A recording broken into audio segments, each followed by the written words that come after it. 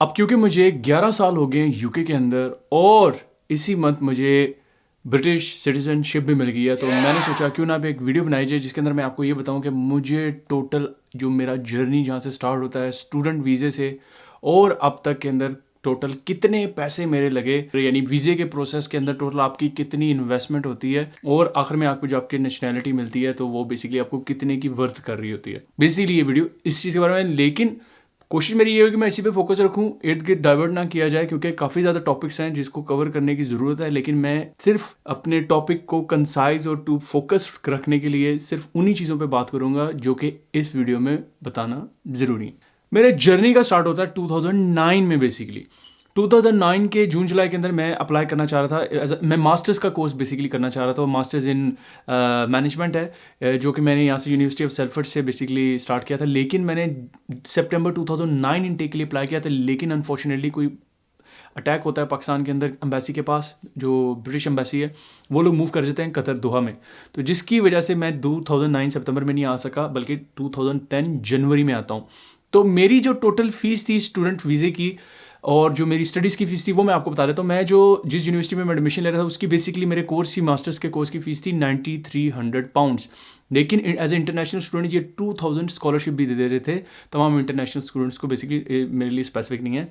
तो मेरी फ़ीस बनी 7300 पाउंड, ये थी मेरी स्टडीज़ की फ़ीस। इसके अलावा मैंने जो वीज़े की फ़ीस थी वो तकरीबन बनती है 500 पाउंड, और तीसरे नंबर पे जो मैंने लीगल फ़ीस दी वो बनती है 25 पाउंड, जो कि मैंने पाकिस्तान में दी थी, रुपीज़ में दी थी, लेकिन मैंने इसको पाउंड में कन्वर्ट कर लिया है ताकि आसानी हो। और इसी 25 पाउंड के अंदर बेसिकली आप यूँ समझ लें वो भी फ़ीस शामिल है आइल्स की, जो मैंने आइल्स का पाकिस्तान में टेस्ट दिया था उस टाइम पे इस वीज़े को आपको अप्लाई करने के लिए। अब 2010 में मैं यहाँ पर यूके में आ जाता हूँ। अब उसके बाद एक साल गुजारता हूँ, तो यूके में ये उस टाइम पे था लॉ कि जब भी आप मास्टर्स या बैचलर्स की डिग्री यहाँ से करते थे तो आपको 2 साल का पोस्ट स्टडी वर्क वीज़ा भी मिलता था, लेकिन उसके लिए बेसिकली आपको अप्लाई करना पड़ता था।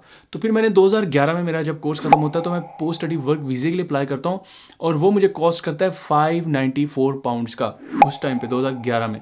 लेकिन इसमें मुझे कोई लीगल या सॉलिसिटर फीस नहीं देनी पड़ी क्योंकि मैंने यूनिवर्सिटी में ही उन्होंने एक बड़ा अच्छा डिपार्टमेंट बनाया हुआ था जिस स्टूडेंट अफेयर्स से रिलेटेड, जिसमें स्टूडेंट्स से को वो फॉर्म फिल करना भी बताते थे। आपने जो अपना PSW के लिए अप्लाई करना है उसका फॉर्म कैसे फिल किया जाता है, तो मेरी यूनिवर्सिटी में ही मुझे फ्री ऑफ कॉस्ट वो फॉर्म मैंने फिल करके, सिर्फ एप्लीकेशन फ़ीस थी जो मैंने पे की और उसके बाद मैंने PSW का अप्लाई कर दिया और ये वीज़ा मेरा 2 साल तक रहा। 2013 में मेरा जबकि PSW एक्सपायर होने लगता है तो फिर मैं अप्लाई करता हूँ टायर 1 बिजनेस एंटरप्रेन्योर वीज़े के लिए। इसके अंदर जो मेरी वीज़ा एप्लीकेशन की फ़ीस थी वो 816 पाउंड थी और जो मैंने लीगल हेल्प ली थी, मैंने एक सॉलिसिटर रखा था, उसको मैंने 1000 पाउंड दिया था। लेकिन अनफॉर्चुनेटली मेरा ये वीज़ा रिजेक्ट हो जाता है। मैं कोर्ट जाता हूँ और कोर्ट में जाके अपील करता हूँ कि इन्होंने मेरे साथ गलत डिसीजन ये लिया गया है, मैं सारी चीज़ें क्वालिफाई करता हूँ फिर भी इन्होंने मेरा वीज़ा रिजेक्ट कर दिया है। इसकी मुझे फिर एक्स्ट्रा कॉस्ट बियर करनी पड़ती है, सॉलिसिटर की दोबारा से मुझे पैसे पे करने पड़ते हैं तकरीबन 1000 पाउंड। अब ये एक्स्ट्रा कॉस्ट है रिफ्यूज़ल की जो मेरे ऊपर आ रही है।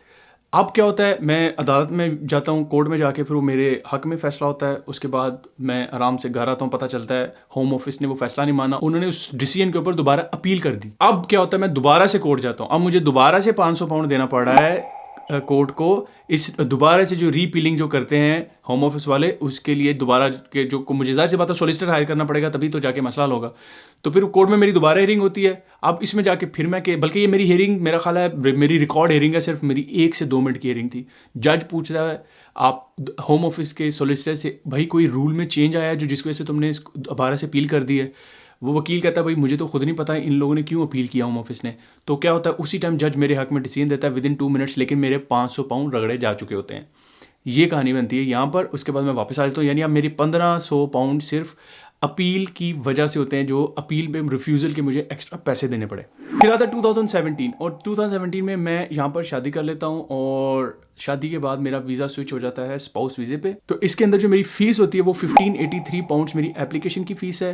900 पाउंड मैं वकील को देता हूँ सॉलिसिटर के थ्रू। मैं ये भी वीज़ा भी सॉलिसिटर के थ्रू अप्लाई करता हूँ क्योंकि मेरे जहन में एक फ़ियर बैठ चुका होता है पिछले एक्सपीरियंस से कि अगर मैंने सॉलिसिटर ना लिया तो हो सकता है मेरी एप्लीकेशन में कोई प्लस माइनसेस हों जिसकी वजह से मैं फंस जाऊँ। तो एप्लीकेशन में किसी किस्म के एरर्स या प्रॉब्लम्स ना हो, इसके लिए सॉलिसिटर हम यहाँ पे बेसिकली हायर करते हैं। तो मैंने इसलिए हायर किया और उसको मैंने जो 900 पाउंड दिए। लेकिन इसी दौरान यूके गवर्नमेंट ने या होम ऑफिस ने एक नया सरचार्ज अप्लाई कर दिया था लोगों के ऊपर या इमिग्रेंट्स के ऊपर, वो था इमिग्रेशन हेल्थ सरचार्ज। मेरा 2.5 साल का, क्योंकि जो स्पाउस वीज़ा होता है वो 5 साल का होता है, मैंने पहले 2.5 साल का वीज़ा लिया था, उसके बाद दोबारा से 2.5 साल की एक्सटेंशन लेनी पड़ती है।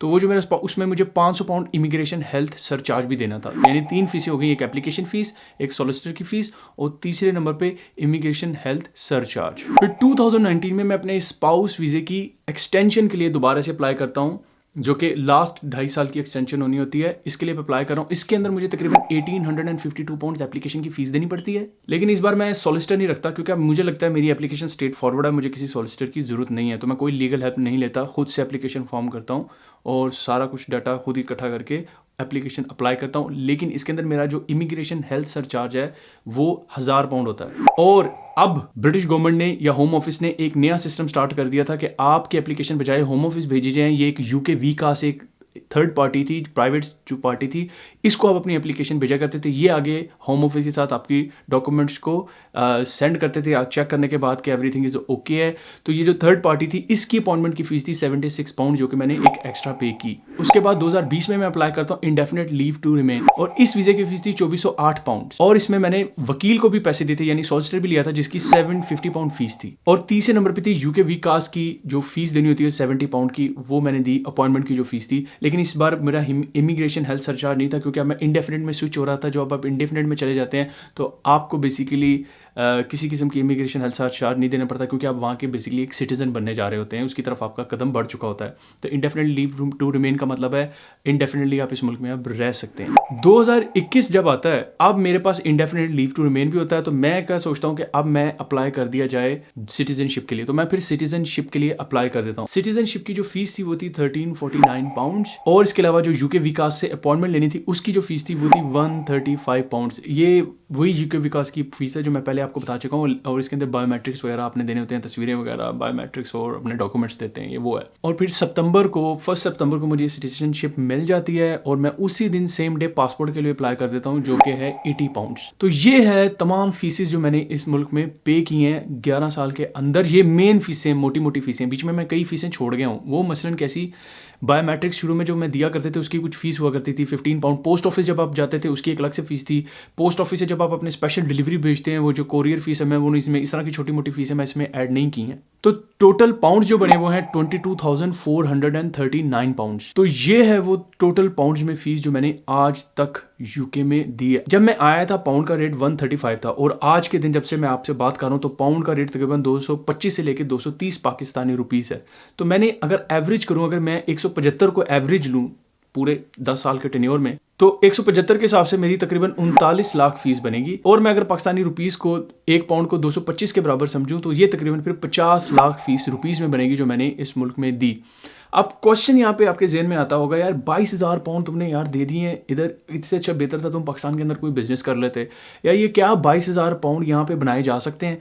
तो इसको मैं आपको बताऊंगा कि ये सारे 22,000 पाउंड में से सिर्फ मैंने अपनी स्टार्टिंग की जो यूके में आने की सिर्फ एप्लीकेशन फ़ीस, लीगल फ़ीस, और अपना जो मेरा स्टूडेंट की जो एक्सपेंस थे एज अ स्टडीज़ के, जो कि 7300 पाउंड था, वो सिर्फ मेरे वालिद साहब ने पे किए थे। उसके बाद जितनी एप्लीकेशंस और जितना कुछ जितनी फ़ीस आती है वो सारी की सारी मैंने अपनी जेब से दी, यानी तकरीबन 8,000 पाउंड मेरे वालिद साहब ने लगाए थे। तो उसके बाद जो तकरीबन 14,000 पाउंड बनता है वो मैंने अपनी जेब से खुद यहाँ पे कमा के लगाया, बल्कि मैंने अपनी फ़ीस भी रिकवर कर ली थी। 7300 पाउंड की फ़ीस भी मैंने यहाँ पे विदिन 2 ईयर्स रिकवर कर ली थी। तो ये इन्फॉर्मेशन उनके लिए बेहतर है जो ये जानना चाहते हैं अगर स्टूडेंट फीस कितनी हो तो हम कितने अर्से में रिकवर कर सकते हैं। तो yes, you can recover it in within 2 years अगर आपके पास PSW का वीज़ा मिलता है, जिसका मतलब ये है आप फुल टाइम जॉब कर सकते हैं यूके में। जब आप स्टूडेंट होते हैं तब आप ये रिकवर नहीं कर सकते फीस। तो अगर आप इस मुल्क में सिर्फ इसलिए आ रहे हैं कि मैं स्टूडेंट बन के आऊँ, 20 आवर्स आपने पर वीक वर्क करना है, और उसके बाद आप उसके अलावा जॉब नहीं और कोई कर सकते 20 घंटे से ज़्यादा, तो आप ये पैसे रिकवर नहीं कर सकेंगे स्टूडेंट फीस के। लेकिन अगर आप 2 साल पोस्ट स्टडी वर्क वीज़े पे रुकते हैं और कोई भी जॉब करते हैं तो वहाँ पे जाके आप ये अपनी फ़ीस भी रिकवर कर लेंगे, जो अगर इतनी फ़ीस है जितनी मैंने बताई है इससे थोड़ी बहुत ज़्यादा। तो ये सारी इन्फॉर्मेशन देने का आपको मकसद ये था कि अगर मैं उस टाइम पे मेरे पास ये पैसे होते तो मैं क्या डिसीजन लेता। तो शायद उस टाइम पे अगर मेरे पास इतने पैसे होते तो पॉसिबिलिटी हो सकती है कि शायद मैं ना आता, लेकिन पॉसिबिलिटी ये भी है कि मैं आ जाता, क्योंकि इतने ज़्यादा पैसे नहीं है उस दौर के हिसाब से। I don't think so. लेकिन यहाँ पे मुझे जो सबसे अच्छी चीज़ लगी थी कि जितने पैसे मैंने लगाए हैं वो बेसिकली यहाँ से रिकवर भी किए हैं, और जितने पैसे मैं वीज़ों पे लगाता रहा हूँ बेसिकली यहीं से कमा के ही तो लगा रहा हूँ, और कोई कहीं से तो नहीं ना पैसे आए। तो ये चीज़ आपके लिए एक अच्छा कर देती है कि इस यूके में रहते हुए आप अपनी किस तरीके से सारी चीज़ों को अफोर्ड कर सकते हैं। लेकिन यहाँ पे जो एक पेनफुल सबसे ज़्यादा चीज़ होती है वो यही वीज़े के प्रोसेस होते हैं। आपको हर एप्लीकेशन में दोबारा अपनी पूरी हिस्ट्री लिखनी है, और आपको एक हेडेक हो जाती है। इसी वजह से आप सॉलिसिटर पकड़ते हैं, आप अपनी हेडेक कहते हैं यार उतार के इसके हवाले करो, खुद जो बैठ के सुकून से काम करो। क्योंकि मुझे याद है जब भी मैंने वीज़ा खुद से एप्लीकेशन को तैयार करना होता है तो मेरे तकरीबन 1 महीना उसमें प्रॉपर लगता है, जिसके अंदर मैं पूरा टाइम लगाता हूँ, सोचता हूँ क्या हो रहा है क्या नहीं हो रहा है, सारी चीज़ें मैं कोई गलत तो नहीं लिख रहा, क्योंकि आपने जो पिछली एप्लीकेशन है वो भी आपको संभाल के रखनी है। इसके अलावा 10 साल आपके पास जितने प्रूफ्स ऑफ एड्रेसेस आते हैं मैं उनको भी संभाल के रखता होता हूँ। ये मजबूरी है यहाँ पे, ताकि जब आप वीज़ा अप्लाई करने लगें आपको पिछली हिस्ट्री बतानी है तो आपके पास प्रूफ्स भी होने चाहिए। तो और यही इंडेफिनिट में जाके वो सवाल पूछते हैं, और उसके बाद सिटीजनशिप पे भी इसी तरीके से क्वेश्चंस दोबारा से पिछले पूछे जाते हैं। ऐसा लगता है जैसे आपकी मेमोरी का टेस्ट हो रहा है। तो बाद में आप एक चीज़ मैं और इसमें नहीं ऐड की अभी तक, और वो था मेरा एक और टेस्ट था जिसको कहते हैं life in the UK test, लेकिन वो उसकी इतनी फीस नहीं है, मेरा ख्याल है 100 पाउंड तक की शायद फीस होगी।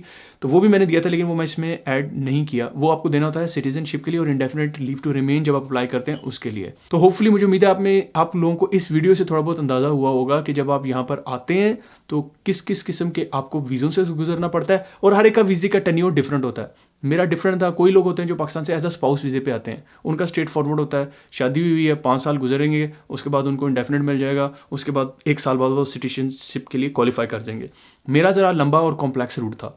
मैं स्टूडेंट आया, उसके बाद मैं PSW पे गया, उसके बाद मैं बिजनेस पे गया, फिर मैं स्पाउस पे, उसके बाद इंडेफिनिट और सिटीजनशिप और पासपोर्ट।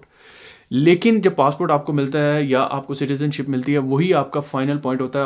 आप इसलिए रिलीफ होते हैं कि यार शुक्र है मुझे कोई वीज़े नहीं अप्लाई करने पड़ेंगे। अदरवाइज़ होता है कि आप जो अपने साल 2 साल में कमाते हैं, वो जो सेव करते हैं उसमें से आधा तो आपका फिर वीज़ों पे चला जाता है। तो आप 2 साल बाद दोबारा से उसी लेवल पे आके खड़े होते हैं जिसमें पहले खड़े हुए थे। ये थी यूके में वीज़े की कहानी। मुझे उम्मीद है आपको ये वीडियो पसंद आई होगी। अगर आपके जहन में कोई क्वेश्चंस हैं या आप कुछ पूछना चाहते हैं तो वो कमेंट में ज़रूर पूछें। इसके अलावा जो मेरे जर्नी से रिलेटेड पूछना चाहता है कि ये साल का जर्नी आपको कैसा लगा, आपको क्या क्या तकलीफ़ें आई, क्या क्या प्रॉब्लम्स आई, उसकी मैं अलग से बना दूंगा वीडियो, अगर आप लोग चाहते हैं कि मैं आपको वो वीडियो दूँ। तो होपफुली उम्मीद है आपको वीडियो पसंद आएगी। मेरी इस वीडियो को लाइक कीजिएगा, चैनल को सब्सक्राइब कीजिएगा। नेक्स्ट वीडियो तक के लिए हैव अ नाइस डे।